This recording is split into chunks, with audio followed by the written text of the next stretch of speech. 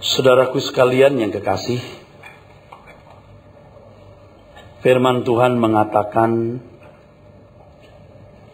di dalam Galatia pasal 6 ayat yang ke-7 bahwa apa yang ditabur orang itu juga akan dituainya. Apa yang ditabur orang itu juga akan dituainya. Pernyataan ini sebenarnya juga berbicara mengenai pertaruhan. Setuju atau tidak setuju, saudara bersedia atau tidak bersedia, sadar atau tidak, setiap insan di bumi ini harus menetapkan taruhannya.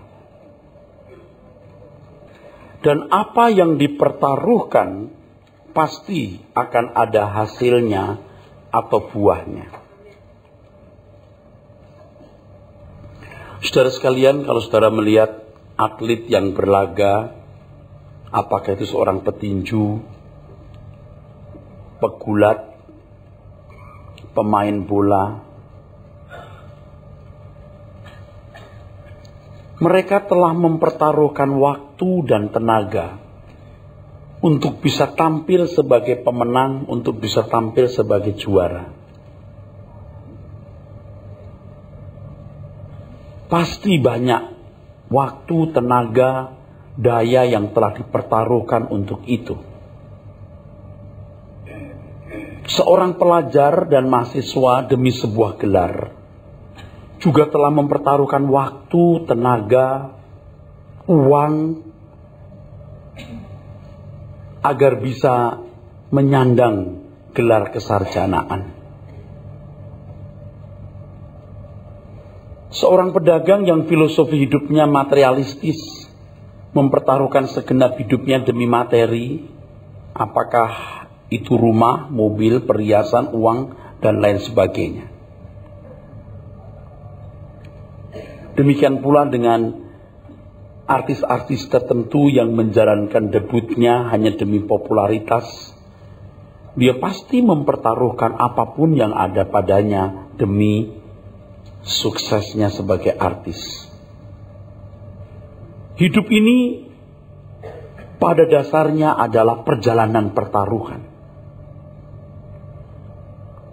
Dan apa yang dipertaruhkan seseorang itu, saudara, tergantung dari filosofi yang dipegang setiap individu.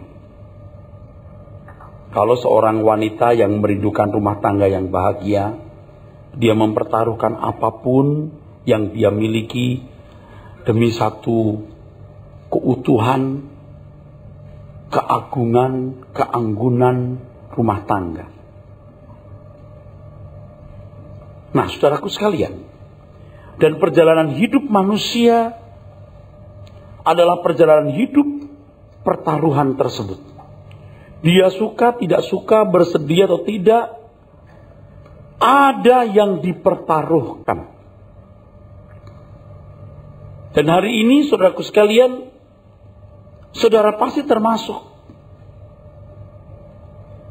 orang-orang yang telah mempertaruhkan.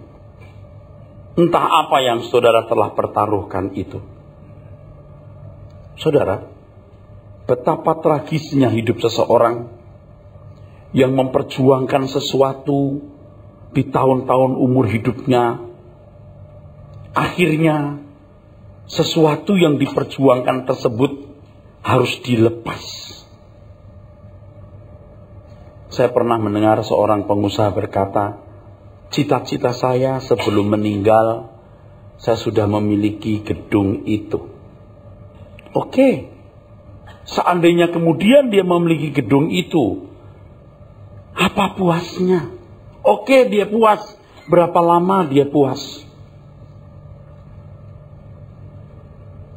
Ketika dia harus melepaskan raganya, apakah dia bisa senyum di kekekalan melihat gedung tersebut? Yang akhirnya juga bumi ini akan menjadi bubur api, saudara. Limneto puros. the lake of fire, akan di danau api. Ini adalah orang-orang bodoh, saudara. Dan saya mengatakan demikian karena Tuhan yang mengatakan. Saya ikut-ikut saja. Di Lukas 12 ayat 15 sampai 20, Tuhan Yesus menunjukkan tentang sosok orang yang memperjuangkan sesuatu. Dan dia berkata kepada jiwanya, "Hai jiwaku, senanglah, tenanglah, beristirahatlah, puaslah." Lalu Tuhan berkata, "Hai engkau orang bodoh, pada malam ini juga jiwamu akan diambil daripadamu. Dan apa yang telah kau sediakan, untuk siapakah itu nanti?"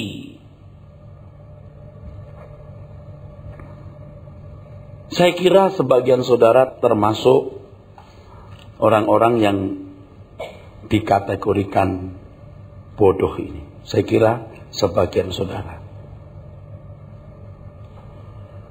Syukur-syukur saudara sadar dan saudara mulai beranjak berubah. Saudaraku, tahukah saudara bahwa dunia hanya mengenal pertaruhan yang salah?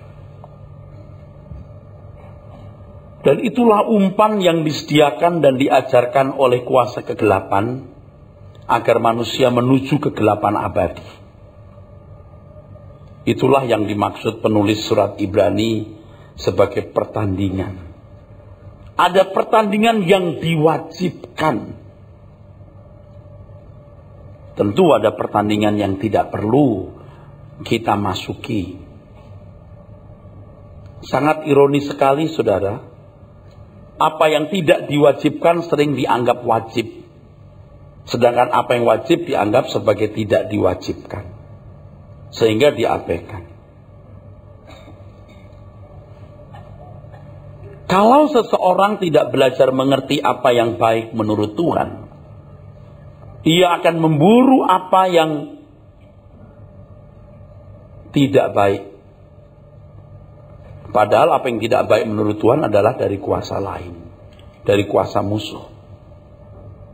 Oleh sebab itu, saudaraku, pikiran seseorang harus terus-menerus dibaharui sehingga ia dapat mengerti kehendak Allah, apa yang baik, yang berkenan, dan yang sempurna. Pikiran yang dibaharui akan tercelik sehingga ia dapat mengerti pertaruhan yang benar yang harus dilakukan, atau pertandingan wajib yang harus dia jalani. Terus terang ya saudara, banyak saudara yang belum memasuki pertandingan yang diwajibkan itu. Belum. Anda belum mempertaruhkan sesuatu dengan pertaruhan yang benar seperti yang diajarkan oleh Tuhan.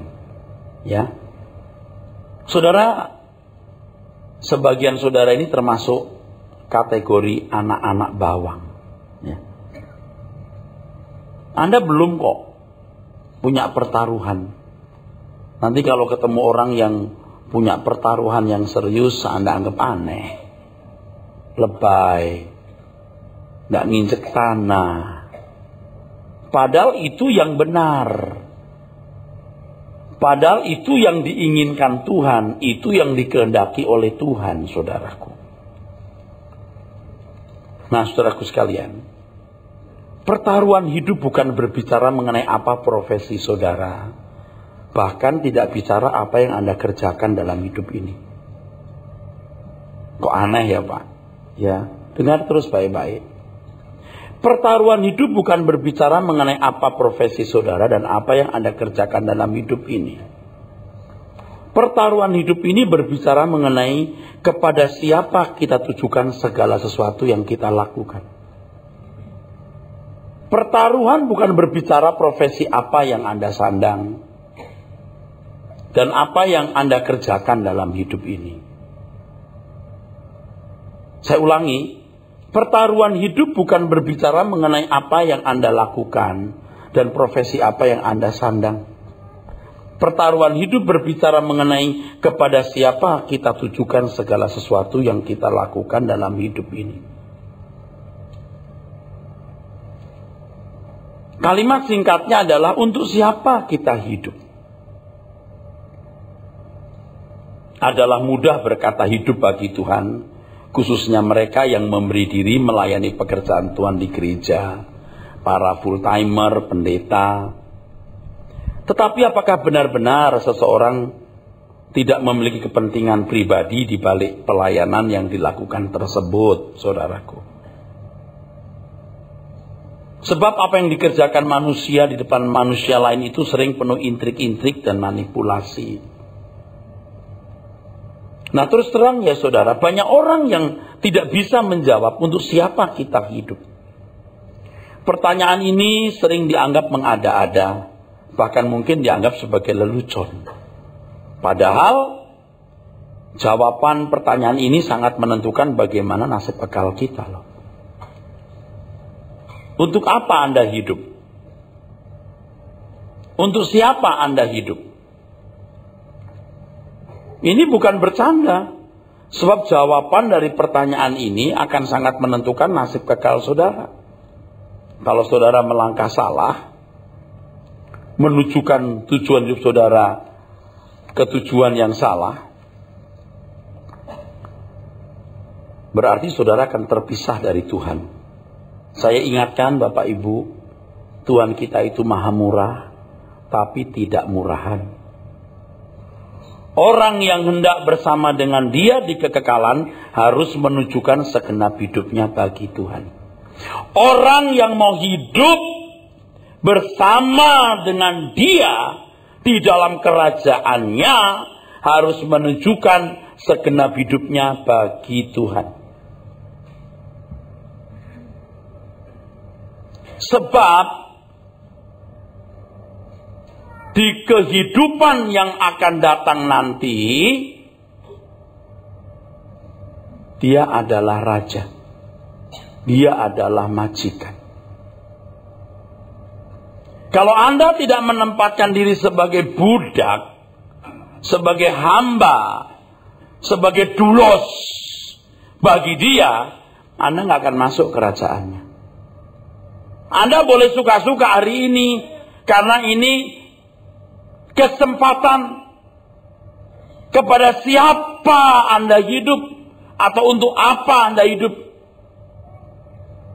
Sebelum Tuhan mencelikkan mata pengertian seseorang mengenai kebenaran yang murni, yang menguduskan motivasi hidupnya, dia berpikir sedang melayani Tuhan. Seperti saya dulu saudara. Ya. Sebelum Tuhan mencelikkan mata pengertian saya terhadap kebenaran-kebenaran murni yang menguduskan motivasi hidup saya berpikir saya sedang melayani Tuhan. Padahal banyak agenda pribadi di balik itu. Bangun gereja, kumpulkan banyak orang, misi. Pekerjaan yatim piatu, apalagi. Banyak agenda saya di balik itu, paling tidak memuaskan rasa belas kasihan saya kepada orang. Apa nggak boleh, Pak? Pertanyaannya, Anda disuruh Tuhan nggak buat itu? Kan tadi saya katakan, pertaruhan hidup bukan berbicara mengenai apa profesi kita, tetapi apa? Kepada siapa kita tujukan segala sesuatu yang kita lakukan. Jangan berpikir begini ya, Tuhan aku melayani jadi pendeta, oh Tuhan aku nyumbang, oh Tuhan aku melakukan kegiatan sosial, tapi bagian ini bagianku, kamu udah saya bantu di situ, udah diem situ ya, udah cukup. Tuhan berkata kamu tidak bisa mengabdi kepada dua Tuhan. Nggak bisa. Dan saya ingatkan bahwa ayat itu bukan untuk semua orang, bukan. Itu untuk umat pilihan. Konteksnya ayat itu ada dalam bagian khotbah di bukit. Jadi ini hanya untuk umat pilihan. Dan kalau ada panggilan seperti ini sebenarnya panggilan khusus. Jadi kalau Anda tidak mau ya tidak apa-apa. Kalau misalnya Anda diberi kesempatan untuk masuk sebuah perguruan tinggi, bergengsi, perguruan tinggi yang terbaik di dunia. Itu kesempatan luar biasa. Memang harganya mahal. Kalau jujur, banyak orang yang pasti tidak rela untuk menerima bahwa hidup ini bukan untuk menikah, bukan untuk memiliki keturunan, bukan untuk mencari nafkah, bukan untuk menikmati dunia dengan segala fasilitasnya seperti anak-anak dunia. Bukan untuk apa-apa. Hidup ini hanya untuk menyenangkan, memuaskan Tuhan. Titik. Lalu gimana caranya? Nah, itu jadi masalah. Itu jadi masalah nanti. Nah, dulu termasuk saya ini kan karena belum dewasa, pengertian saya belum dibukakan kepada banyak kebenaran, motivasi saya belum dikuduskan. Banyak agenda-agenda pribadi di balik pelayanan tersebut.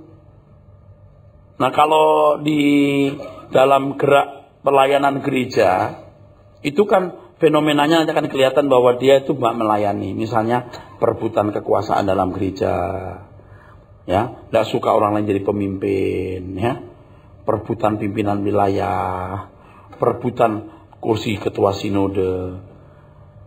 Itu mah bukan bahasa anak Tuhan. Kalau anak Tuhan yang benar itu gak akan ribut. You jadi pemimpin, monggo. Saya nggak jadi pemimpin, nggak apa-apa. Tapi saudara lihat betapa menyedihkan, saudaraku. Fakta-fakta itu ternyata terjadi di lingkungan gereja. Jadi banyak agenda pribadi di balik apa yang kita lakukan. Kalau secara profesi seperti saya ini seorang pendeta full timer, sudah merasa hidup bagi Tuhan. Nah, pertanyaan yang harus diperkarakan dengan serius dalam hidup adalah, apakah saya benar-benar tidak memiliki agenda apa-apa di balik kegiatan pelayanan saya? Kecuali satu, ya, menyenangkan dan memuaskan hati Tuhan. Nah, saya mau beritahu, kalau seorang rohaniwan bisa meleset, apalagi yang bukan rohaniwan. Banyak yang meleset. Ya, tapi siapa sih kita yang langsung sempurna, tidak punya salah? Siapa sih kita yang langsung tidak punya cacat? Siapa sih yang langsung dewasa rohani? Siapa sih yang langsung sempurna? Syukur-syukur kita sadar kita meleset. Syukur-syukur kita sadar bahwa kita bengkok. Maka kita mulai periksa diri. Aku lakukan ini, betul-betul aku tujukan untuk Tuhan atau bukan? Ini sifatnya sangat konfidensial. Pribadi sekali. Dan saya enggak mengajak saudara menghakimi orang lain.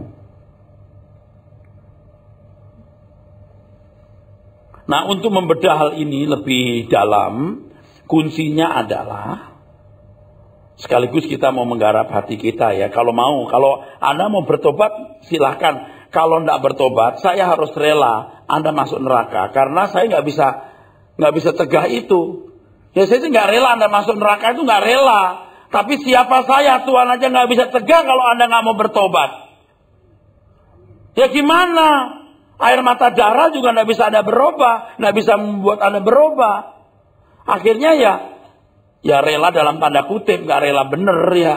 Ya, saya ngomong begini sebenarnya mengharap Anda itu sadar, itu loh maksudnya. Jangan main-main dengan hidup. Ngerubahnya bisa kok dari sini. Bukan dari pedagang jadi pendeta, bukan dari jemaat jadi aktivis, bukan di situ yang dirubah. Yang dirubah itu sikap hati, saudara. Nah, kuncinya untuk menggarap hati kita dimulai dari satu kesediaan untuk mengakui bahwa kita dihadirkan dalam dunia bukan untuk melakukan apapun kecuali melakukan kehendak Tuhan. Kuncinya di situ. Seperti Tuhan Yesus berkata, makananku melakukan kehendak Bapa dan menyelesaikan pekerjaannya. Emangnya Pak Eras dulu udah bener? Ya justru saya sudah bilang tadi, saya sudah bilang tadi, saudaraku, banyak agenda pribadi di balik kegiatan pelayanan yang saya lakukan. Padahal menurut saya termasuk orang yang murah hati, yang suka nyumbang, yang bela pekerjaan Tuhan mati-matian. Tapi tetap ada agenda pribadi di balik itu. Nah sekarang kan kita ini sudah mendekati kematian nih. Kita ini bakal menghadap Bapa di surga nih. Semua rahasia akan dibuka. Nggak ada yang tertutup. Kita nggak mau konyol dong. Makanya kita mau bebenah. Sebelum kita tutup mata. Sebelum kita meninggalkan raga kita ini loh. Tidak ada kesenangan yang boleh kita miliki. Tidak ada kesenangan yang boleh kita nikmati. Kecuali melayani kehendak Tuhan. Yaitu melakukan apa yang menjadi keinginan Bapa di surga. Ini abstrak nih. Bahasa ini abstrak. Tapi tidak ada kalimat lain yang bisa saya gunakan. Saya hanya bisa menggunakan kalimat ini. Nah, nanti baru saya ngomong terus sampai bisa lebih jelas ya. Dan Bapak Ibu kiranya mendapat tuntunan Roh Kudus untuk mengerti maksudnya. Ini abstrak, bukan saya tidak tahu ini abstrak. Tidak ada kesenangan yang boleh kita miliki. Tidak boleh ada kesukaan, kegemaran yang kita miliki kecuali melayani Tuhan. Melayani kehendaknya. Melayani perasaannya. Melayani keinginannya. Nah, ini yang jadi rumit, saudara. Rumit. Tuhan tidak kelihatan. Manusia saja kita melayani keinginannya kadang-kadang ruwet. Melayani keinginan istri yang hidup bersama 30 tahun aja belum tuh mengerti. Bisa nggak? Betul nggak? Melayani keinginan suami yang sudah hidup bersama 40 tahun aja ruwet. Apalagi Tuhan yang tidak kelihatan. Tapi pertanyaan saya, Anda minat nggak? Kalau minat, masa Tuhan nggak beritahu bagaimana memuaskan dia? Minat nggak? Nah saya takut Anda sampai nggak punya minat itu. Udah tidak punya minat. Sebab sampai titik tertentu Anda sampai point of no return. Anda nggak bisa balik ke Tuhan. Itu yang saya takuti. Anda anggap saya remeh. Tidak apa-apa. Anda anggap saya ini asal ngomong. Nggak apa-apa. Tunggu 10 tahun, 15 tahun. You mati, you baru tahu yang saya katakan benar. Tapi kan saya nggak mau Anda semua celaka. Atau ada yang celaka di sini kan. Jangan bandel. Nggak ada loh keuntungannya saya ngomong begini. Kecuali saya selesaikan tugas saya di hadapan Bapa di surga. Saya ulangi, ini tidak berbicara mengenai profesi apa yang kita sandang. Dan jenis perbuatan apakah yang kita lakukan untuk memuaskan hati Tuhan. Jenis perbuatan apa ya Pak? Jadi aktif, jadi pendeta? Bukan. Ini berbicara mengenai kepekaan. Untuk mengerti apa yang baik menurut Tuhan. Baik menurut pemandangan matanya. Dari segala hal yang kita pikirkan, kita renungkan, kita ucapkan. Dan yang kita lakukan. Wah. Jadi berat. Ingat beberapa waktu ini saya khotbah mengenai pohon pengetahuan yang baik dan jahat. Kenapa pohon itu namanya buah pengetahuan tentang yang baik dan jahat? Kenapa enggak disebut sebagai buah tapi buah kesemek? Buah per, gampang. Nama buah kok. Nama buah adalah bangun pagi-pagi masih ngantuk. Coba. Ada pesan di situ. Kan ada buah yang banyak jenisnya yang enak dimakan. Betul? Tapi ada buah lain, pengetahuan yang baik dan jahat, dan buah kehidupan di tengah taman. Ini konsumsi jiwa. Kalau segala jenis buah-buahan, konsumsi fisik jasmani. Sekarang yang you makan itu buah kehidupan atau buah pengetahuan tentang yang baik dan jahat. Yang Anda serap itu, hal-hal yang memberikan understanding, pengertian, yang baik menurut Bapak atau yang baik menurut yang lain. Itu tidak bisa cepat, saudaraku. Tidak bisa instan yang ini. Kalau belajar apa yang jahat dan tidak jahat, Yang melanggar hukum dan yang nggak melanggar hukum. Ya adalah pasalnya, ada ayatnya, gampang ya. Yang halal dan yang haram. Gampang. Tapi itu mengerti kehendak Tuhan apa yang baik, yang berkenan dan yang sempurna. Ini yang sulit. Misalnya seorang mahasiswa mau ulangan akhir semester. Supaya memuaskan Tuhan, tetap main musik di gereja. Belum tentu dia bisa telepon koordinatornya, saya tidak bisa main musik, bisa diganti nggak? Karena besok saya ada urusan. Mau nganter mama ke dokter karena mama nggak ada yang nganter. Itu bisa lebih menyenangkan Tuhan dari Anda main musik loh. Paham nggak maksudnya? Tapi satu kali ada teman ulang tahun, terus, ya lu kan teman gua, kita kan bersahabat, lu datang dong. Aduh, saya mesti main musik di gereja. Anda juga bisa berkata, wah menemani teman itu jadi saksi kok, jadi berkat, bisa beralasan. Tapi Tuhan mengendaki Anda ke gereja main musik. Kehilangan teman dong. Oh jangankan kehilangan teman, kehilangan pacar juga tidak apa-apa. Paham maksudnya saudara?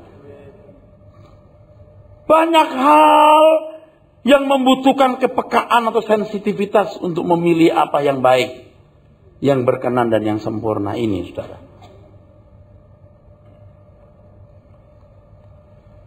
Jadi akhirnya, saudaraku, pelayanan pekerjaan Tuhan itu, saudaraku sekalian, menuntut, membutuhkan, mencari orang-orang yang punya kepekaan seperti ini. Bukan pintar organisasinya, banyak duitnya, ngatur duitnya, atau ngatur manajemen gereja. Itu nomor 2. You punya hati itu benar dulu. Pak, saya kira gereja itu harus diatur gini.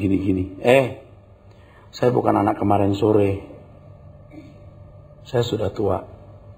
Saya sudah jadi pemimpin di banyak organisasi. Kalaupun saya tidak ngerti, saya nggak bisa, saya gaji orang untuk mengatur manajemen. Masalahnya SDM.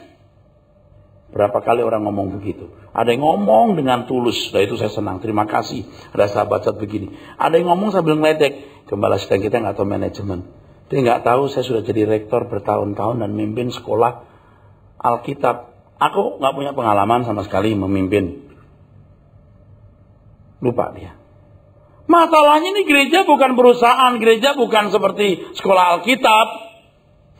Ini beda, tapi prinsipnya sama. SDM. Oh, SDM secara ekspertisi banyak orang punya. Kita mau cari hati yang mengerti kehendak Tuhan ini. Amin. Percaya dah kalau ini pekerjaan Tuhan, jangan pusing soal duit. Pasti Tuhan cukupi. Jangan pusing soal yang lain. Tapi pusingkan hati kita. Hatimu, hatiku. Ini yang mesti berubah. Itu yang mesti berubah. Itu yang mesti berubah. Itu yang mesti berubah. Ngerti enggak? Karena ini menyangkut keselamatan abadi Anda.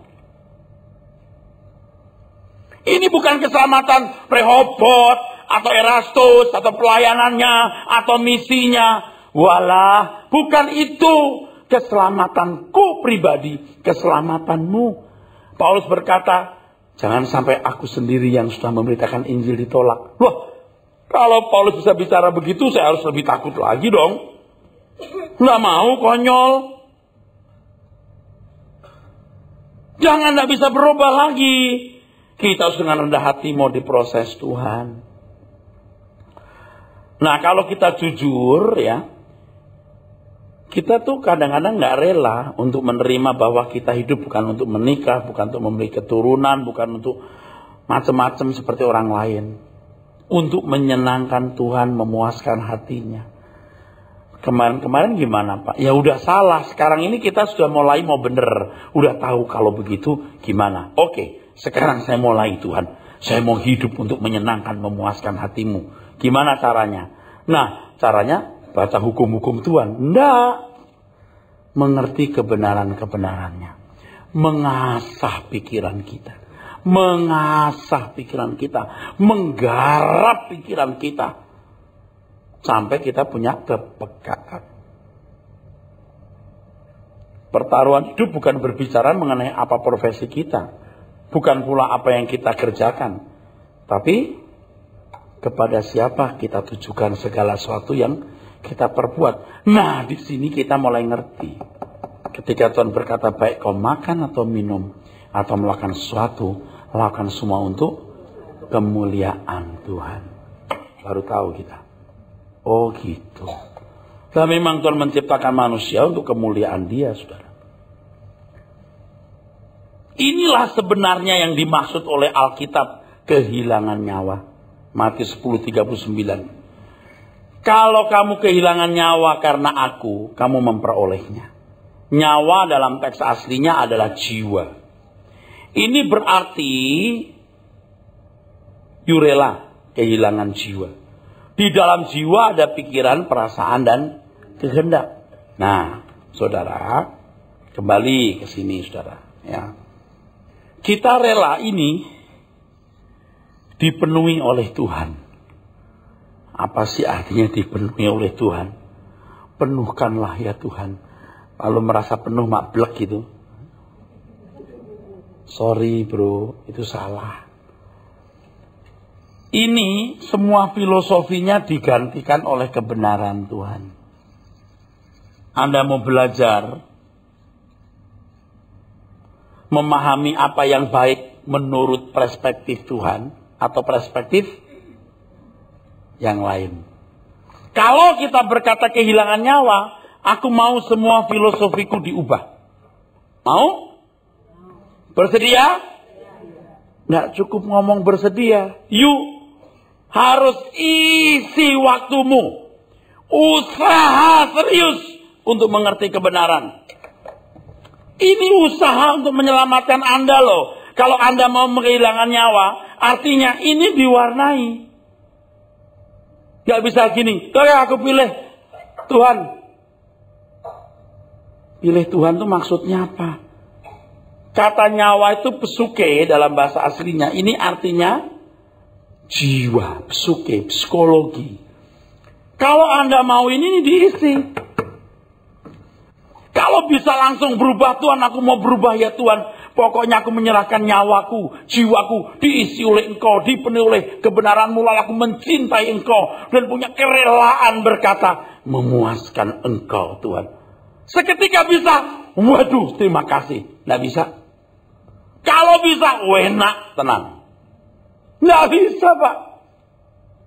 Pilihan itu bukan 1 detik, 1 menit. 70 tahun umur hidup saudara membuktikan Anda pilih siapa. Dan itu dibuktikan apa yang mewarnai jiwamu. Paham saudara? Untuk ini seseorang harus menggarap jiwanya dengan mengisi kebenaran Tuhan. Mengisi jiwanya dengan segala sesuatu yang berasal dari Tuhan. Mau buah pengetahuan tentang yang baik dan jahat atau buah kehidupan. Akulah jalan kebenaran dan hidup. Tuhanlah kebenaran itu. Jika jiwa tidak diisi dengan kebenaran, tidak mungkin memiliki gairah untuk melayani Tuhan. Yaitu menyenangkan dan memuaskan hatinya. Tidak mungkin. Tidak mungkin saudara sekalian. Nah pertaruhan itulah di sini letaknya. Aku mau mendengar firman. Aku mau berdoa. Kalau salah aku mau minta maaf. Yang benar yang gimana. Kalau cuman ini dosa, ini gak dosa, ini halal, ini haram, gampang. Tetapi bagaimana aku mengerti kehendak Tuhan apa yang baik, yang berkenan dan yang sempurna. Dibutuhkan kepekaan, intuisi, naluri, ketajaman. Dan ini ditentukan oleh seberapa engkau mewarnai jiwamu. Kadang-kadang ya saudara, maaf nih, bukan mau menjatuhkan siapa-siapa. Orang berdoa di mimbarnya sombong loh. Diberi kesempatan doa di mimbar aja sombong loh. Entah menggunakan kata apa-apa. Saya tahu, lu sombong. Nggak usah pakai kata-kata itu. Doalah polos, Bapak surga, Bapak amin gitu loh. Coba. Karena ini sudah rusak. Saya perhatikan ya, maaf bukan menghakimi, ini menurut saya ya. Karena doa depan orang, depan pendeta-pendeta. Terus wah doanya dia pakai bahasa Inggris ya Yunani, Ibrani atau apa. Ngapain sih kamu gitu-gitu? Polos saja gitu, kenapa ya? Tapi dia tidak tahu kalau dia tidak tahu.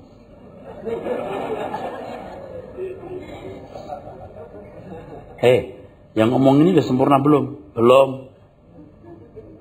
Itu kesalahan saya juga. Tapi saya tahu kalau itu salah, makanya saya mau berubah. Waktu kita berkata, apakah bro Tuhan berkati, ada agenda nggak di balik itu? Dari kata pertama yang kuucapkan waktu aku bangun tidur sampai kalimat terakhir yang kuucapkan sebelum aku tidur, memuaskan Tuhan nggak? Nggak gampang itu loh. Kerja keras ini. Kalau di depan teman-teman gereja, waduh belagaknya kayak orang rohani. Kalau keluar dengan teman-teman dunia belagak lain. Itu kan warna jiwanya belum beres. Kalau di sini sopannya minta ampun puji Tuhan. Begitu di jalan, diserempet mobil orang. Itu saya dulu. Sekarang pun kadang-kadang. Maksud darah kita naik, kita lupa kita pendeta. Piye itu? Kan makin tahun makin sedikit, makin hari makin sedikit. Apa yang melukai orang, melukai suamiku, melukai istriku, yang gak disukai dia apa? Bukan demi dia yang di atas yang punya perasaan. Ini wilayah dia. Jangan kalau di rumah kelihatan baik-baik, di rumah tidak. Wilayah istri di rumah, di luar wilayah lain. Enggak. Semua wilayah Tuhan. Amin, saudara. Mesti ngerti. Jika jiwa tidak diisi dengan kebenaran, tidak mungkin memiliki gairah untuk melayani Tuhan. Yaitu menyenangkan, memuaskan hatinya. Saya terus terang ya, karena dunia ini kan jalan cepat banget nih. Jiwa-jiwa makin bergulir dalam kebinasaan. Saya kalau sudah ketemu orang-orang yang gak bisa berubah, malas saya. Selama jalan lah, aku gak mau berteman sama lu. Ini dunia ini mesti diselamatkan. Kita gak ada waktu lagi buat bercanda-bercanda. Apapun kita pertaruhkan itu. Demi Tuhan. Demi kemuliaannya. Demi kepentingannya. Yang gimana Pak? Cari sendiri situ. Aku juga cari sendiri. Saya mesti mendampingi Pak Eras. Puji Tuhan. Saya mesti keluar Rehoboth dan mendampingi pendeta itu. Puji Tuhan. Bukan soal Anda pendeta atau bukan. Profesi Anda apa. Mau di Rehoboth atau di tempat lain. Bukan masalah. Yang penting apakah tindakanmu itu kau tujukan untuk Tuhan. Benar-benar memuaskan dan menyenangkan dia. Jangan mati dulu sebelumnya menyenangkan Tuhan, saudara. Gemetar nanti di depan Tuhan, saudara. Saya saja kalau cepat-cepat mati juga masih agak takut-takut saya. Takut-takutnya bukan karena takut mati masuk neraka. Saya sih yakin pasti nggak masuk neraka. Cuman saya punya grade bagus belum. Itu masalahnya. Level saya bagus belum. Saya memuaskan dia enggak. Itu sekarang yang saya pusingkan. Masa RW aja nggak dapat saya. Lurah juga kayaknya dapat saya. Tapi kalau bisa jadi wali kota, kenapa kita nggak berusaha jadi wali kota? Ya Pak Era cari teman-teman mau jadi wali kota. Maksud saya, kita mau level yang lebih baik, memuaskan hati Tuhan. Kan gak ada ukurannya nih. Jadi saya pinjem wali kota, bupati, lurah, camat. Itu loh maksudnya. Ngerti gak banyak gereja yang ajaran tidak bawa orang ke surga. Kayak Pak Era saya yang paling benar. Saya juga belum benar. Tapi yang saya pelajari, yang saya ajarkan benar. Kalau Anda punya mata hati dan Anda tidak curiga sama saya, Anda tahu bahwa saya sedang mengajarkan kebenaran untuk keselamatan banyak orang. Bukan mau menyakiti gereja lain atau pendeta lain atau menjolimi pendeta lain atau gereja lain. Ini kebenaran dan konsekuensi logisnya ketika kita menyampaikan kebenaran. Dusta terungkap. Jadi kalau Anda nggak ngerti ya susah. SDM itu paling utama, bukan duit. SDM bukan pinter ini, pinter itu. Bukan, hatimu.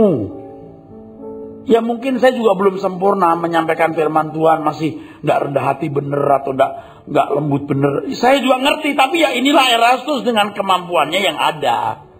Yang ini ya ini, punyanya itu ini, punyanya ini loh, ini punyanya. Tapi percayalah bahwa saya bukan mau mencelakai Anda deh. Gitu loh, amin. Anda mau berubah gak?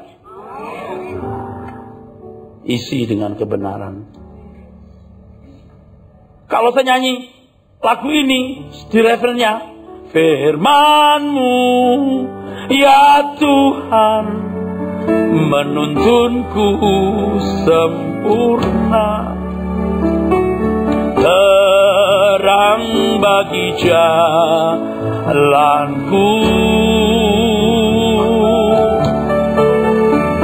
Ku buka hatiku untuk mendengar suara-Mu.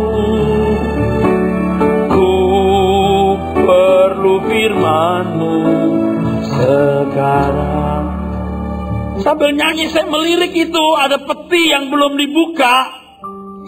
Ada rahasia-rahasia yang Allah belum terungkap. Aku mau Tuhan, supaya kepekaanku lebih tinggi dan aku membagikannya kepada orang lain. Kalau duit, tidak perlu hasil khotbah saya saja. Udah lebih dari cukup. Bukan lebih, lebih. Hitung saja. Belum kalau saya diundang ke sana kemari. Belum kalau keluar negeri. Udah 4-5 tahun saya diundang ke luar negeri, gak pernah mau loh. Kalau demi dolar, saya pergi. Nanti Agustus saya pergi karena sudah 4-5 tahun diminta Pak Pendeta Rekonang. Saya nggak bisa, udah nggak enak. Ya udah pergi. Pekerjaan Tuhan itu besar, saudara. Banyak orang-orang miskin di daerah sonono. Udah miskin, tertindas. Di tengah-tengah angkara murka. Banyak manusia. Kalau kita bisa bawa ke surga kan puji Tuhan. Kadang-kadang pendetanya aja nggak ngerti kebenaran. Makanya kita kasih kebenaran lewat seminar, lewat radio, lewat relight, lewat majalah ini. Saya bersyukur punya teman-teman yang cinta Tuhan tanpa digaji mewujudkan ini. Saya tidak bisa gaji mereka kalau seandainya saya punya duit pun nggak kebayar dengan ketulusan mereka kerja. Bantu. Anda punya kok kesempatan mengabdi kepada Tuhan. Karena ini penting.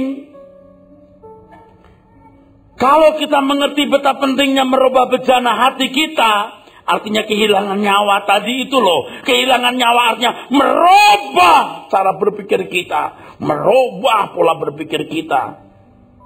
Berapapun harganya kita bayar. Berapapun harga yang harus kita bayar untuk mendengar dan mengerti firman Tuhan. Kita perjuangkan itu. Setelah seseorang mengerti kebenaran firman Tuhan secara memadai, maka ciri yang jelas adalah kesediaannya secara otomatis dan rela serta sukacita kehilangan semua kesenangan dunia dan mempertaruhkan hidupnya untuk Tuhan. Baginya hidup bagi Tuhan itu, baginya hidup bagi Tuhan itu, hidup bagi Tuhan itu bukan kewajiban, tapi kesukaan bahkan kebutuhan. Nah, di sini orang menemukan titik klimaks keindahan hidup bersama dengan Tuhan. Ya, saya juga belum, Pak. Makanya saya masih punya waktu beberapa tahun ke depan ini. Ini tidak bisa dibahasakan dengan kata-kata. Bapak Ibu, kalau Bapak Ibu bisa kenal pejabat tinggi, apakah itu menteri, apakah itu Bapak Presiden, bisa punya nomor handphone khususnya, anytime bisa ketemu, you jadi sahabat dekat, teman dekatnya Presiden Obama, bisa kontak anytime. Kalau mau pergi, Air Force One-nya bisa jemput Anda. Betapa terhormatnya ya. Nah, Tuhan itu lebih dari siapapun. Loh, rugi dong kalau kita tidak manfaatkan kesempatan buat berdekat dengan dia. Rugi dong.